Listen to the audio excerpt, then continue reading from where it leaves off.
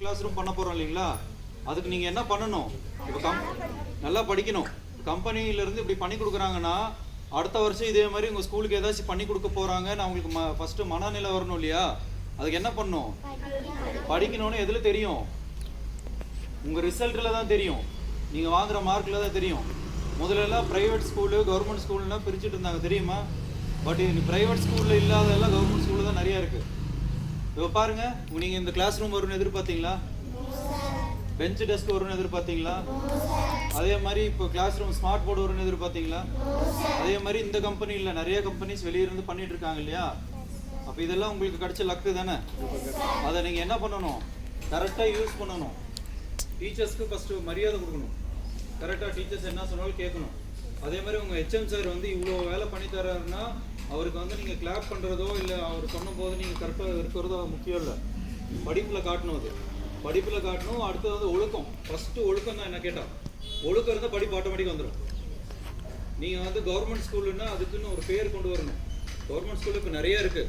நீங்கள் என்ன அது ரிசல்ட்டில் உங்களுக்கு தெரியும் இல்லை, படிக்கிறதுல ஃபஸ்ட்டு 3 மாணவர்கள் அந்த மாதிரி ரிசல்ட்டில் இங்கே பப்ளிஷ் பண்ணுறாங்க இல்லைங்களா?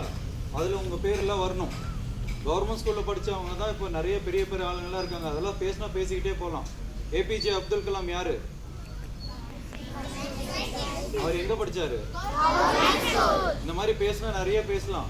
கவர்மெண்ட் ஸ்கூலில் இருக்கிறவங்க தனியாக தெரியணும். தனியாக தெரியணும்னு எப்படி?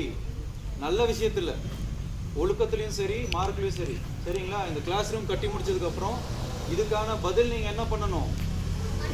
படிப்பில் காட்டணும், நல்ல ரிசல்ட்டில் காட்டணும், ஒழுக்கத்தில் காட்டணும். அதெல்லாம் பண்ணிங்கன்னா வருஷம் வருஷம் எங்கள் கம்பெனிலேருந்து நிறைய பண்ணுவோம். அதே மாதிரி இங்கே சுற்றுவட்டத்தில் இருக்கிற கம்பெனிஸில் அதெல்லாம் பண்ணுவாங்க. சரிங்களா? நீங்கள் எல்லாம் ஒன்றுமே பண்ண தேவை. உங்களுக்கு தேவையானது உங்களை தேடி வரும். புரிஞ்சுங்களா? சரி, யார் யாருக்கு பர்த்டே? அவங்க மட்டும் முன்னாடி வரீங்களா? வா, பர்த்டேல வா. ஃபஸ்ட்டு அவங்களுக்கு சாக்லேட் கொடுத்துடலாமா?